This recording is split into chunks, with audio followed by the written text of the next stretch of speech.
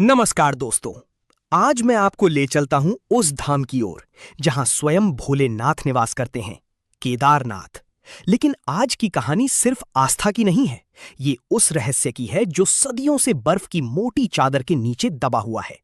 एक ऐसा रहस्य जिसे सुनकर आपके रोंगटे खड़े हो जाएंगे, क्योंकि केदारनाथ के गर्भगृह के ठीक नीचे जहां अखंड ज्योति जलती है, वहां एक प्राचीन सुरंग मौजूद है। एक तिब्बती सुरंग जो सीधे कैलाश पर्वत तक जाती है। हर साल अक्टूबर में केदारनाथ के दरवाजे बंद हो जाते हैं, मंदिर बर्फ में समा जाता है। लेकिन जब मई में बर्फ पिघलती है तो मंदिर फिर से प्रकट होता है, मानो कोई चमत्कार हो। वैज्ञानिक कहते हैं कि ये मंदिर करीब 400 साल तक छोटे हिमयुग के दौरान ग्लेशियर के नीचे पूरी तरह दबा रहा था।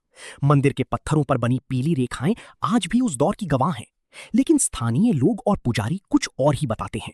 उनके अनुसार मंदिर के नीचे एक गुप्त मार्ग है जिसे केवल चुनिंदा सिद्ध पुरुष ही जानते थे। अब सोचिए, अगर आप केदारनाथ के गर्भगृह में खड़े हों, आपके सामने वो अनोखा शिवलिंग है जो सीधा नहीं बल्कि कुबड़ के आकार का है।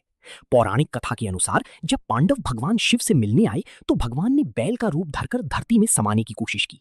पीछे छूट गया उनका कुबड़, और वही आज केदारनाथ में पूजा जाता है।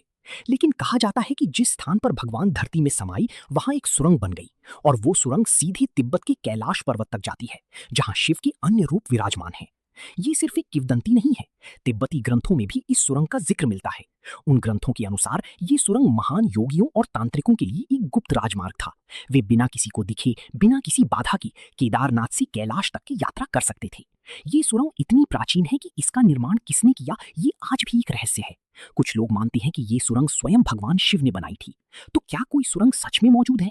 अब आते हैं सबसे चौंकाने वाले सबूत पर। जब तकनीक और उन्नत हो गई तो भारतीय भूवैज्ञानिकों ने इस क्षेत्र का सर्वे करने का फैसला किया। उन्होंने ग्राउंड पेनिट्रेटिंग रडार का इस्तेमाल किया, जो धरती के अंदर की तस्वीरें खींच सकता है। और जो सामने आया वो हैरान कर देने वाला था। गर्भगृह के ठीक नीचे करीब 100 मीटर की गहराई पर एक लंबी और सीधी खोखली संरचना मिली। वो संरचना बिल्कुल एक सुरंग की तरह थी, जो दक्षिण पूर्व दिशा में जा रही थी, उसी दिशा में जहां कैलाश पर्वत स्थित है। रडार ने यह भी दिखाया कि उस सुरंग के कुछ हिस्सों में हवा का प्रवाह मौजूद है, जिसका मतलब है कि वो पूरी तरह बंद नहीं है। लेकिन जब वैज्ञानिकों ने सरकार से खुदाई की अनुमति मांगी तो मना कर दिया गया। आधिकारिक कारण था धार्मिक भावनाएं और पर्यावरणीय नियम। लेकिन क्या असली कारण कुछ और है? अब आप सोचिए, अगर वो सुरंग सच में मौजूद है तो उसके अंदर क्या होगा? क्या वहां कोई प्राचीन दरवाजा है? क्या बर्फ के नीचे कोई खजाना छिपा है? या फिर वो सुरंग किसी और ही दुनिया का दरवाजा है?